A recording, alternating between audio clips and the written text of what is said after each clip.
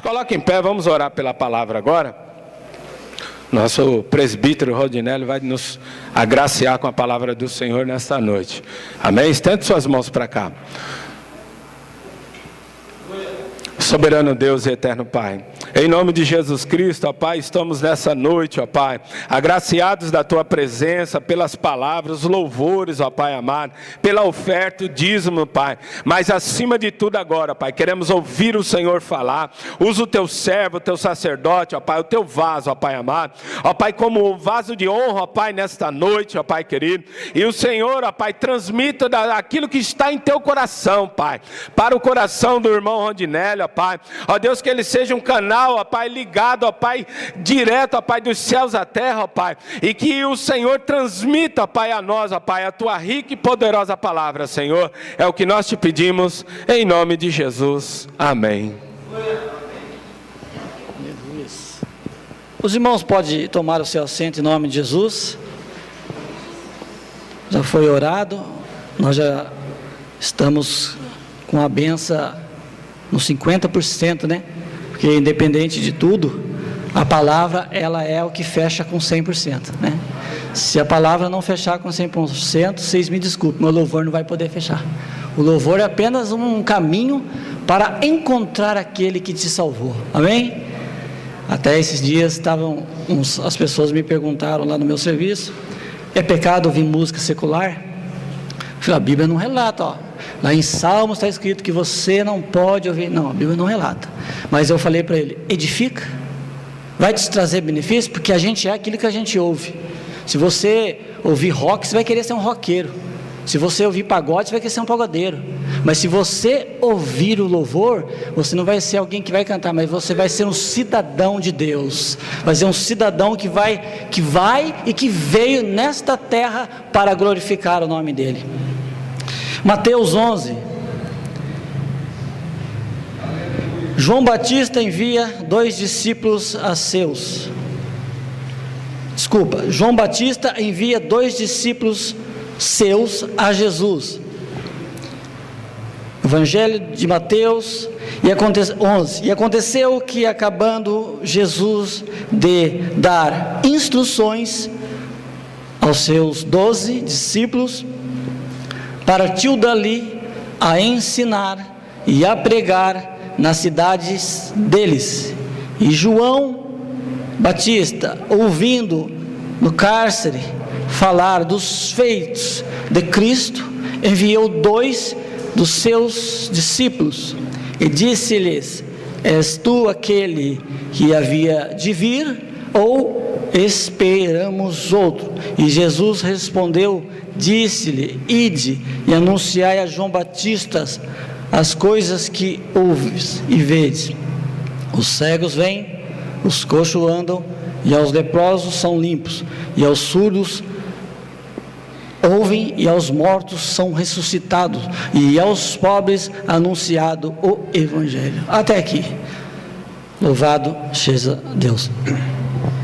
Na verdade, eu me baseei aqui em 2 mensagens que são grandes, mas você lê em casa, que é João 5 e João 9. Eu quero tentar, é muito longa, se eu for ler tudo nós perderíamos o tempo na leitura. Porém, aqui no meu coração eu trago hoje essa mensagem sobre João Batista. Hoje também eu recebi um e-mail de um irmão de outra igreja. Vê lá, né? A gente sempre está conversando. Vê lá que é interessante, é sobre o ano sabático, conhecido como Shemitah. E esse ano está se cumprindo em 2015, que o Torá hebraico tem uma diferença das traduções da Bíblia que nós temos hoje. Os judeus foram os primórdios ali, e lá fala que no Torá, os judeus que não são cristãos convertidos, né, que existem judeus convertidos, eles estão esperando o anticristo, o Messias dele, e segundo a tradição lá, que segundo eles é infalível, ele chega em 2015, e trazendo lá para eles a alegria, e um dos sinais seria as condições do mercado econômico atual, que tudo tem a ver com as profecias que eles creem, né? Mas aqui nesta passagem, Jesus dando as instruções aos discípulos, E João Batista ouviu falar de Jesus. E João Batista tinha conhecido Jesus quando ele encontrou com ele, disse: eis o Cordeiro de Deus que tira o pecado do mundo.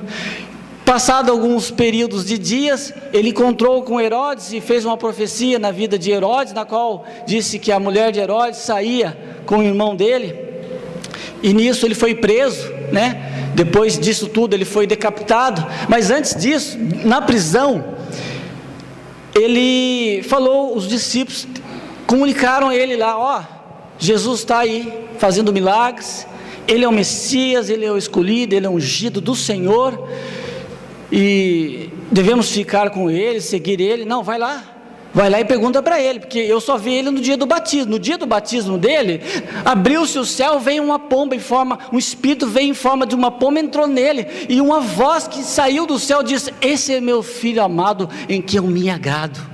Aleluia. Foi isso que João viu, e ele batizou Jesus.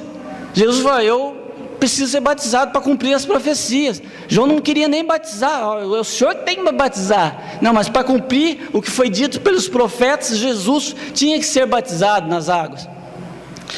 E João disse: vai lá e pergunta para ele. E eles foram perguntar para Jesus: Jesus, João Batista mandou perguntar para você: é o Senhor o ungido de Deus? É o Senhor o escolhido? É o Senhor aquele que os profetas, Elias, que os salmos e que todos se escreveram no Antigo Testamento falaram? É você?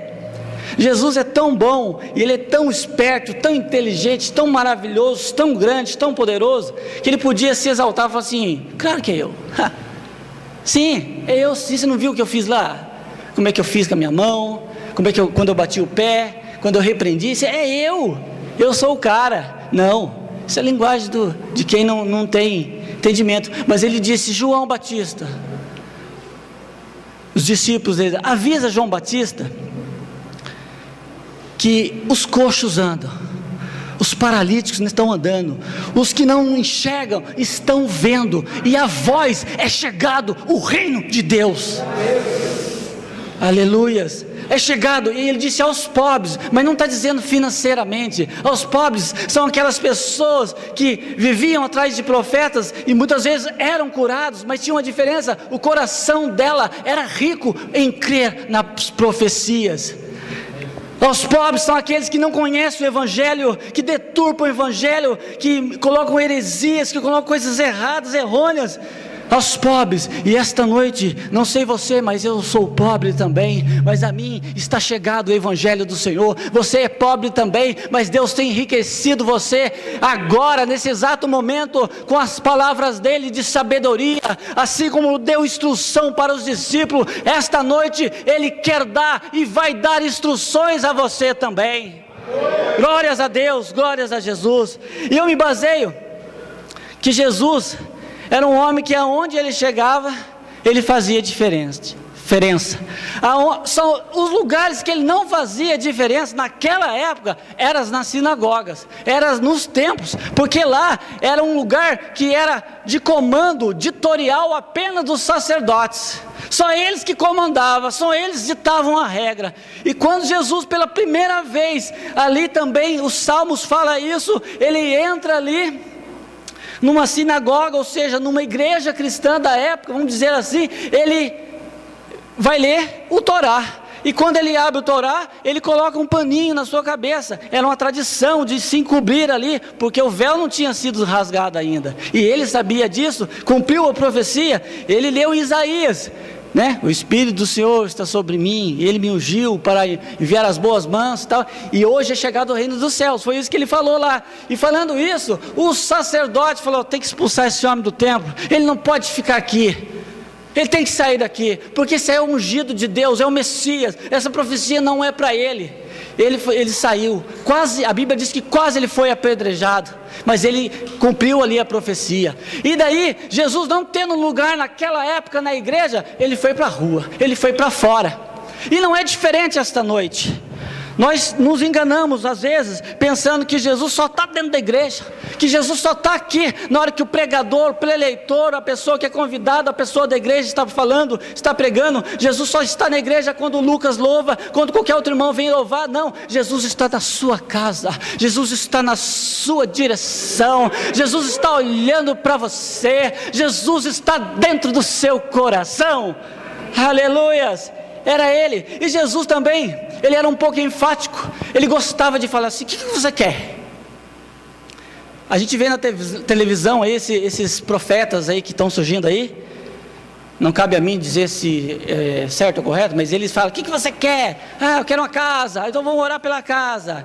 Eu quero um carro, então vou orar pelo um carro. É o que mais pede. Precisa sim, mas será que isso é o necessário? Mas Jesus sabia o que era o necessário. Mas sabe por que ele falava: o que você quer? Queres que eu te faça? Porque ele queria ouvir da sua boca declarações profundas, declarações que estão escondidas dentro do seu coração, que você está querendo falar para alguém, mas não consegue falar. Ele quer que da sua boca saia a melhor declaração: Jesus, eu preciso de você. Aleluias. E aqui nesta passagem, a de João 5, fala de um paralítico de Betesda. E Betesda significa casa de misericórdia. Aleluias, glórias a Deus. O de Betesda é conhecido, um homem que há 38 anos era levado ao templo. E ele era mais velho que Jesus, porque Jesus começa o ministério com 30 e se encerra com 33. Então, quando esse homem de 38 anos, ou melhor, quando Jesus nasceu, quando a profecia começou a ser realizada, quando um risco começou a ser feito no véu, esse homem já tinha aproximadamente 5 anos de idade. E ele era um homem que há 38 anos se virava. Se fosse hoje, ele ia pedir carona: dá uma carona para mim que eu vou lá num templo lá, que lá tem um tanque, eu preciso mergulhar nesse tanque. Mas naquela época não tinha carona, naquela época tinha carruagem, mas carruagem não chegava em todos os lugares. Carruagem era um lugar que só chegava em terra plana, e lá havia muitos lugares de pedregulhos, de pedras. Mas esse homem há 38 anos ali, e ele queria receber uma vitória. Muitas das vezes na nossa vida cristã não precisa acontecer 38 anos, mas existem 2 etapas. A primeira etapa é aquela que você não conhece a Deus e você se converte.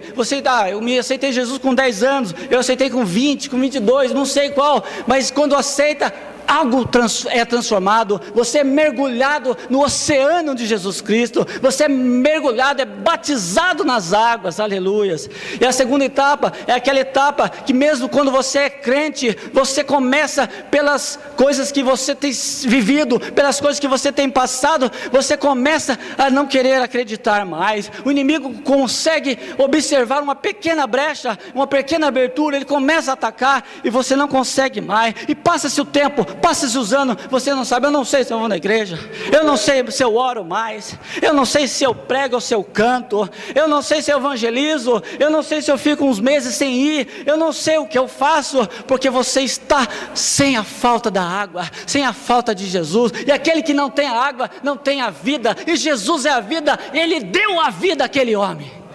Aleluia. Quando ele chegou lá, ele falou: agora esse homem vai me pegar no colo.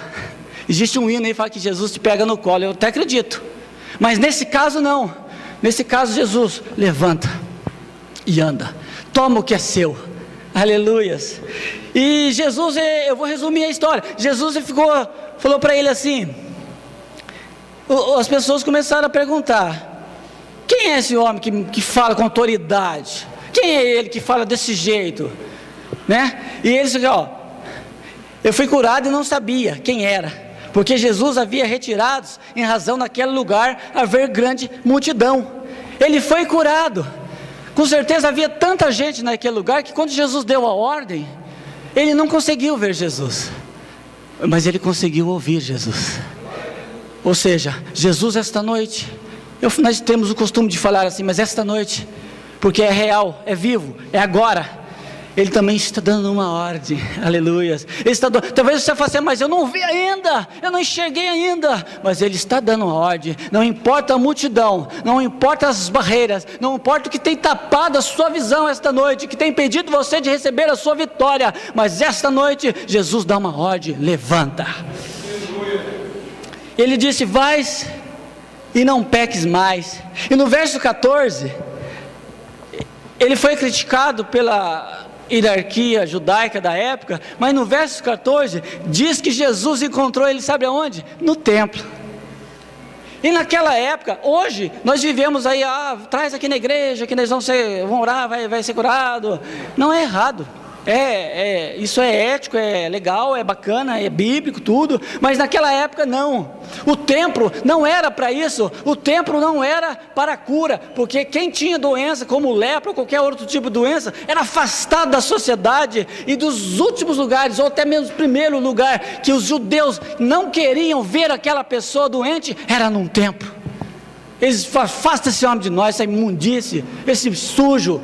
Eles tratavam mal, nós precisamos de Deus, Ele não é, afasta Ele. Então era no templo, mas Jesus encontrou Ele na rua. Jesus esta noite encontra você também, aonde você estiver. Talvez você pense que está sozinha, que ou está sozinho. Jesus está falando com você esta noite. Jesus falou com você ontem à noite. Jesus falou com você de manhã. Ele fala com você aonde Ele quiser. É na rua, é na rádio, é no louvor, seja lá onde for, não há impedimento para Ele falar com você. E no templo, porque no templo, Jesus tinha dito a eles, nos versículos que nós conhecemos, que Deus não habita em templo feito por mão de homens, mas Ele habita em templo na qual Ele toca, na qual Ele faz. E nós sabemos que nós somos templo do Espírito Santo. O seu coração esta noite foi preparado para o Espírito Santo. O seu coração esta noite foi massageado pelo poder de Deus. E foi no templo, mas é no templo, sabe por quê? Naquela época, e foi funcionar também conosco, o templo pode vir com pessoas com problemas, sim, nós vamos orar, mas o templo tem um primordial do templo, porque Jesus disse que a minha casa seria chamado casa de oração, que casa de oração no templo, hoje para nós, é um lugar que você tem que adorar a Deus, você tem que esquecer os problemas, e Ele fez isso, quando na vida dele há 38 anos havia um problema, Ele deixou esse problema de lado, e Ele foi curado, Ele foi vencido, e Ele foi adorar, e agradecer no templo, em nome de Jesus. Aleluias. Quem é esse homem? Porque os judeus falaram assim, só um homem desse tem que ser de Deus, não pode ser outra pessoa. Mas os judeus não sabiam que as profecias diriam que Jesus Cristo teria duas naturezas. Ele teria a natureza humana e também a natureza divina. Foi o único da história que veio com essa natureza. Aleluias. Glórias a Deus. E esse homem, esse paralítico, esse homem que ele tinha um problema. Sabe qual era o problema? Ansiedade. Ansiedade, meu Deus do céu, ele ia lá 38 anos, e foi no 38º ano que ele venceu. Mas nos anos, a Bíblia não relata, mas penso eu que ele era um homem muito ansioso. Se alguém perguntasse, hoje deu certo? Não, rapaz, tanta gente, nem cheguei lá perto do tanque. Daí ele ia no outro ano, no outro dia, deu certo hoje, você conseguiu mergulhar? Hoje eu não consegui. Tinha tanta gente com brincadeira lá, com palhaçada, mas eles foram na frente, eles receberam a minha bênção. Daí passava uma época, você conseguiu no ano passado? No ano passado eu não consegui nada, esse ano está terminando, você conseguiu? Esse ano eu não consegui também. Mas assim como nós, ele também tinha um ano que foi declarado por Deus, que era o ano da virada. Talvez você esteja como aquele homem, esperando a virada, e você está dizendo assim, eu não vou conseguir. Mas se você colocar Jesus na frente, Ele vai conseguir por você. Jesus quer que você coloque Ele na frente esta noite, e vença, e se encontre com Ele no templo. A outra passagem, que me chama a memória, é lá em João 9, onde também a cura de um cego de nascença. Todo mundo sabe que na medicina moderna, eles até prometem que se alguém nascer cego, pode enxergar. Mas isso é plano, isso é projeto, né? Futuramente eu creio que talvez até aconteça. Não sei se nós vamos ver, né? Não sei se a igreja é arrebatada, ou se a gente vai deixar essa terra, a gente vai para com o Senhor. Porém, no futuro, creio eu, que vai acontecer. Porque hoje já existem as cirurgias a laser, né? Não existe mais as cirurgias com agulhas, existe a laser. Então, futuramente, creio que a ciência, por permissão de Deus, ela vai permitir que o homem consiga fazer um homem cego nascer. Mas até então, e desde aquela época até agora, não se consegue. Não se conseguia. E esse homem, ele tinha assim também um problema sério, que ele era condenado pelas pessoas. As pessoas condenavam ele, que ele nascesse cego. Ele queria brincar quando criança. O ceguinho, enxerga nada. Também a mãe dele, é a mãe dele que é culpada. É o pai dele, eu acho que é o pai. Com certeza é o pai, é alguém da família. É uma herança genética. É algo que passou alguma maldição. Tanto que a Bíblia diz, eles perguntaram: Jesus, quem errou para que ele nascesse cego? Seus pais? E Jesus respondeu: ninguém errou. Tudo isso é para manifestar a glória de Deus. E eu entendo esta noite, aqueles problemas que você passa, aquelas dor, aquela ansiedade, aquilo que você pensa que não vai conseguir, é a mesma coisa. Você pode se condenar a si mesmo, ou pode ser sido condenado por alguém, mas Jesus Cristo está dizendo que esse problema que você e eu estamos enfrentando nesse exato momento não é nada, porque isso é a glória de Deus sendo e querendo manifestar na sua vida. Para manifestar a glória de Deus na vida de qualquer pessoa, você precisa levantar a bandeira: eu preciso. Eu preciso. E esses homens levantaram essa bandeira. Eles viram Jesus, deram a ordem. Quando Jesus deu a ordem, é como se levantasse uma bandeira dizendo: eu preciso, e eu quero, e eu vou ser curado. E naquela época foi o Betesda.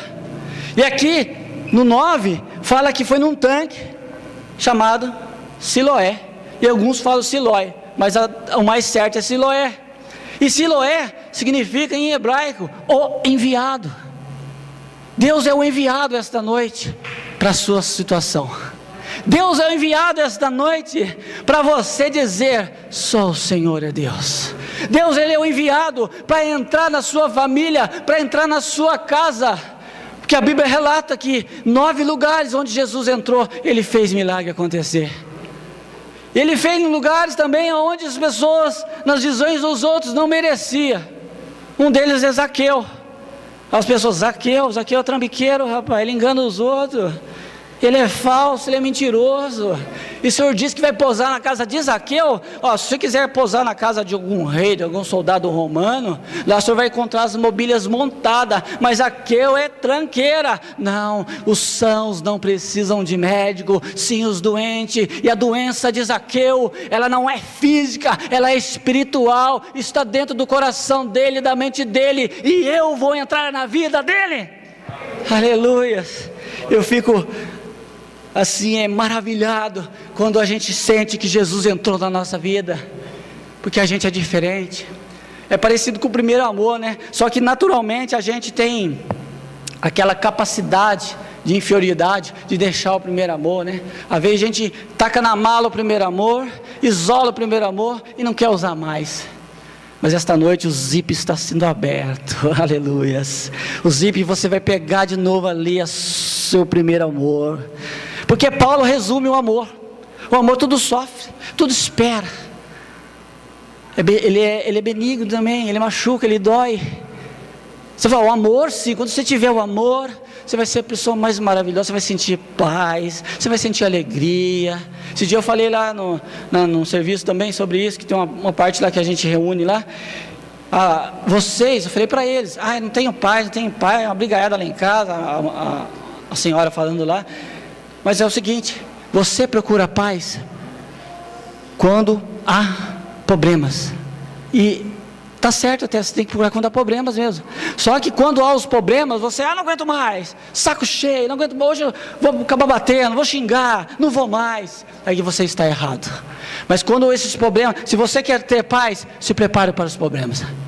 Se você quer sentir Deus, derrama amor no meu coração, se prepare, você vai ser, as pessoas vão se afastar de você, porque a Bíblia diz que aqueles que querem viver em Cristo sofrerão perseguições. Aleluia. E aqui nesta passagem, o cego de nascença, ele disse: eu não sei quem me curou. Ele também não tinha visto, mas eu sei que um homem, me falaram para mim que um homem chamado Jesus Cristo, ele cuspiu na terra, fez um lodinho ali e pediu para que eu lavasse. Mas ele não pode fazer isso porque hoje é sábado. Os adventistas que eu digo, mas naquela época o sábado era mais do que sagrado. Se acontecesse que alguém se quebrar a perna e cair dentro de um buraco, ia morrer ali, que o sábado exigia de você não fizesse nenhum tipo de esforço. E eles falaram assim: é sábado, esse homem não pode curar no sábado. Mas mal sabe ele que ele foi o Criador de tudo.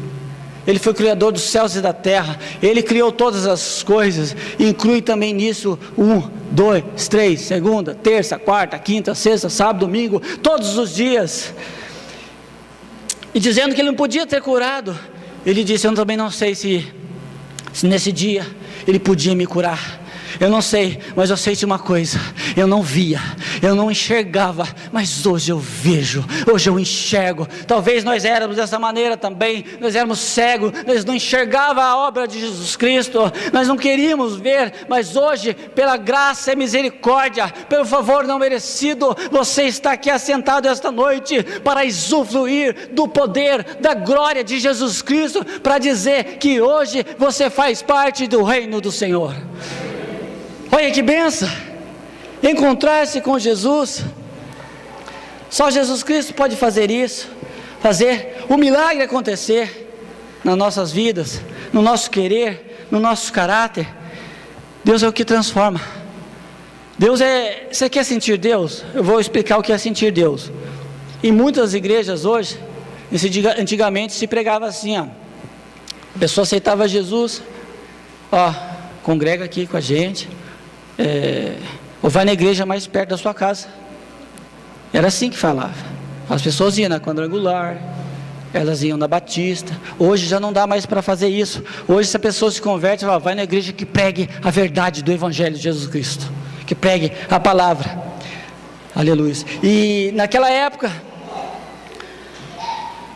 somente Jesus podia fazer o milagre acontecer. E ele fez acontecer na vida dessas duas pessoas, porque ele veio para isso, né? O inimigo, a Bíblia diz que o inimigo veio para matar, roubar e destruir. Ele veio para dar vida, e vida é abundância. Na tradução grega, abundância está eterna. Deus quer dar uma vida eterna para você. E você sabia que o diabo está louquinho para roubar essa vida eterna?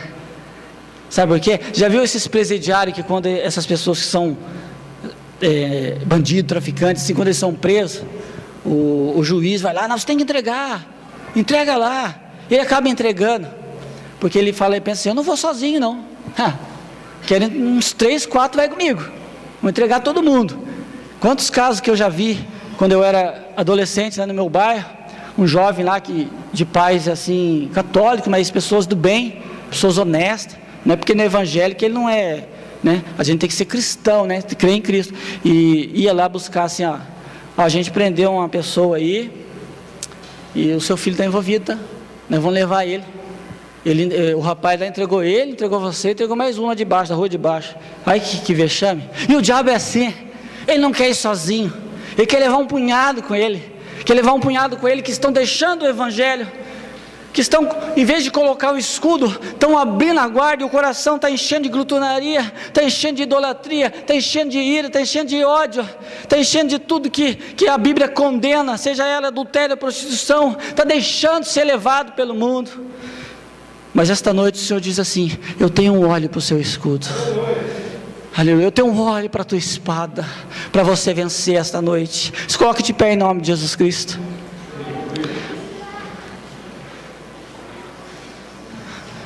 Essas pessoas da época antiga que eu falei, que eu li, e que igual hoje também, ela exerce da tríplice do ministério de Jesus Cristo.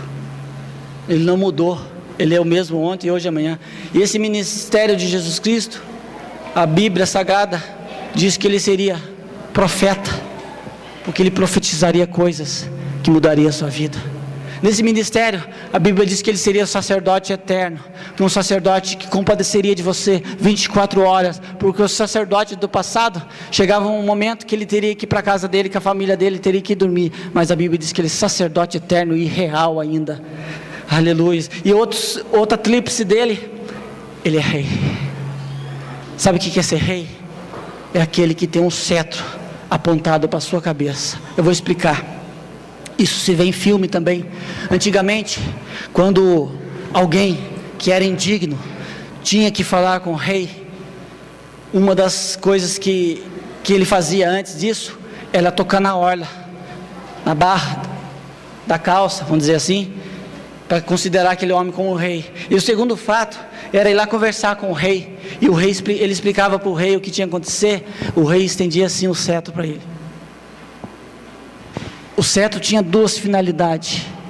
A primeira finalidade era te condenar, é dizer, sai daqui, vai para a cadeia agora, você vai ser preso, você vai ficar lá, você merece lá. E a segunda finalidade, se o rei percebesse ali sinceridade, era dizer, levanta, que eu vou dar uma capa para você. Aleluias. Era para você estar dando glória já. Sabe o que significa capa? Honra.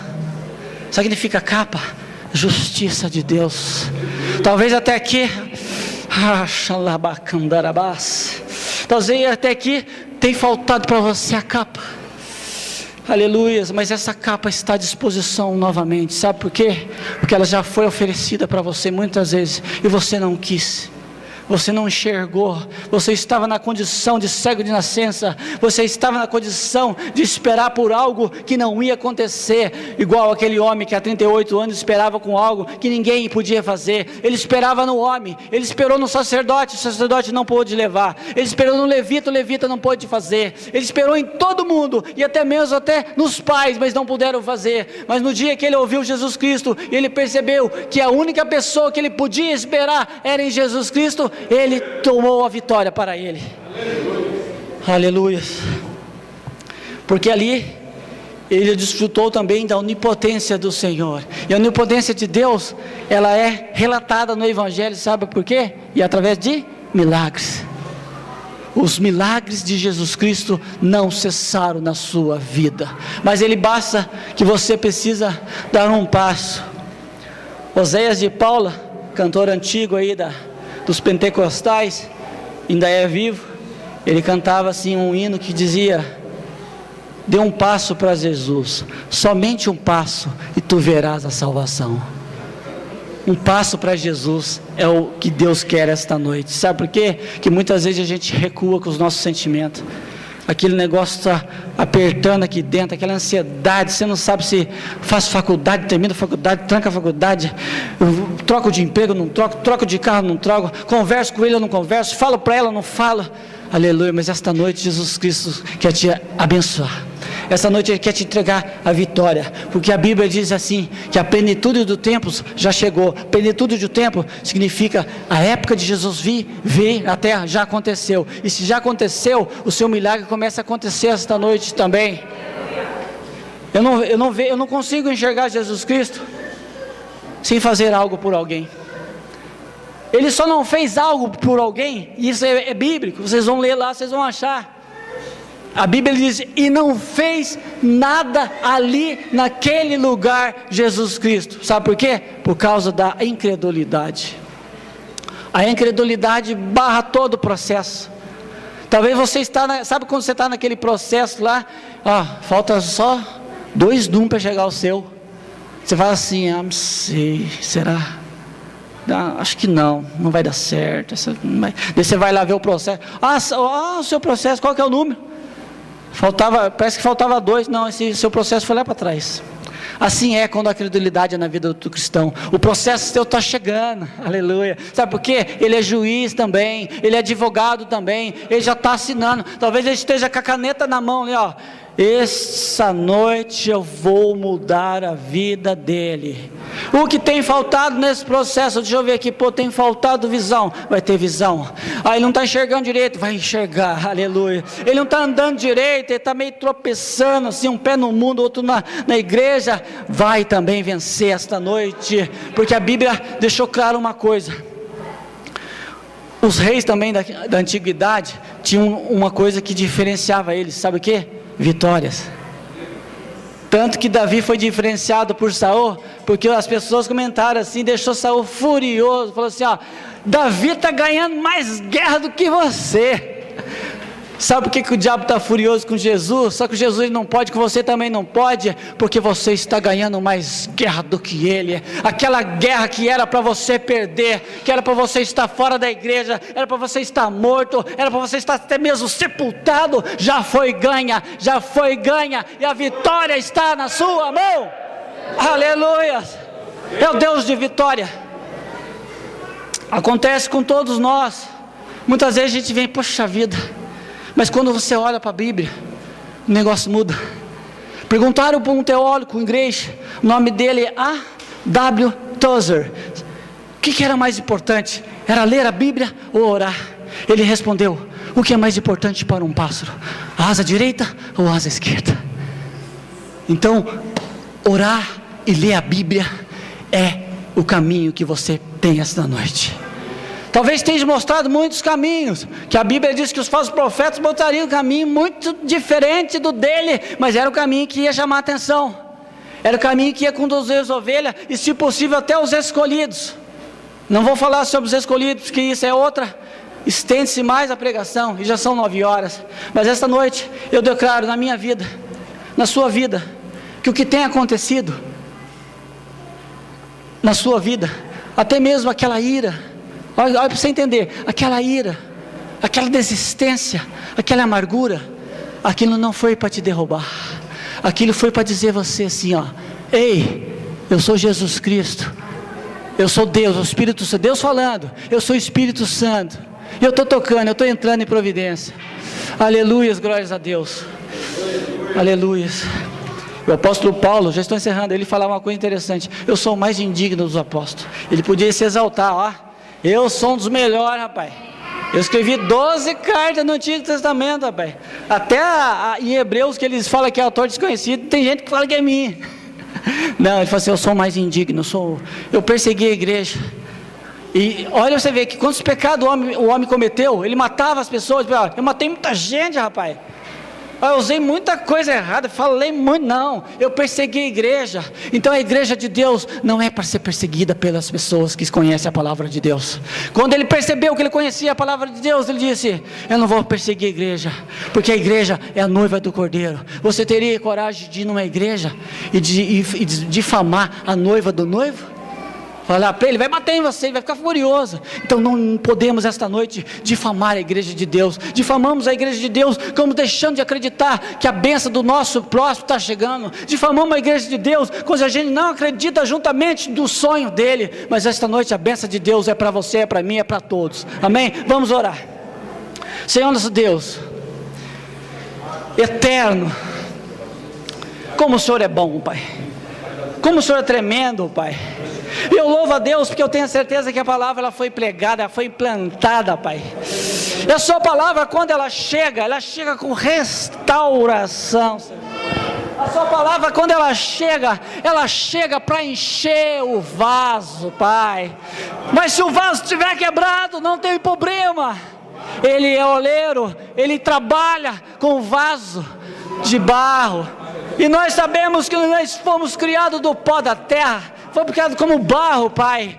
Aleluia. E esta noite, você como vaso de Deus, você como escolhido, você que esta noite está dizendo assim, Jesus, eu vou viver uma nova história.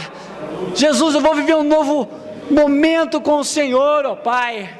Assim como os discípulos queriam permanecer perto do Senhor, não entendiam a sua morte, não entendiam o Calvário. Esta noite também, eu posso não entender porque eu quero ficar perto. E quando Deus disse que queria ficar perto de você esta noite, Ele estava dizendo assim, eu vou enviar o Emanuel, eu vou enviar o Deus conosco, eu vou enviar aquele que conhece você, aquele que vai morar dentro de você, é aquele que vai reavivar os teus sonhos, é aquele que vai te dar fonte de alegria, é aquele que vai fazer você uma pessoa forte, prudente, em nome de Jesus. Receba a sua vitória, aleluias. E para encerrar, esse dia eu falei para minhas crianças assim: seja simples como a pomba e prudente como a serpente. Que eles contam para mim: ah, pai, na escola lá é assim, assim, assim, papapá. Seja simples como a pomba. Sabe por quê? A pomba é limpinha, ela é bonitinha, mas ela, você pode encontrar pomba em qualquer sujeira que existe por aí, mas ela não se contamina com a sujeira. E prudente como a serpente, sabe por quê? A serpente, quando ela tem que fazer uma coisa, ela faz assim: ela olha para o lado direito, ela olha para o lado esquerdo, ela olha para frente, olha para trás, que ela percebe que não tem nenhum problema, nenhum perigo, daí ela atravessa. Prudente. Esta noite, eu não sei, mas se você precisa de prudência, Deus vai te dar prudência. E se você precisa também de simplicidade de Jesus Cristo, Ele tem para você também o melhor. E eu agradeço a oportunidade. Olhe para a minha vida, olhe para a minha família. Em nome de Jesus, dê uma linda salva de palmas.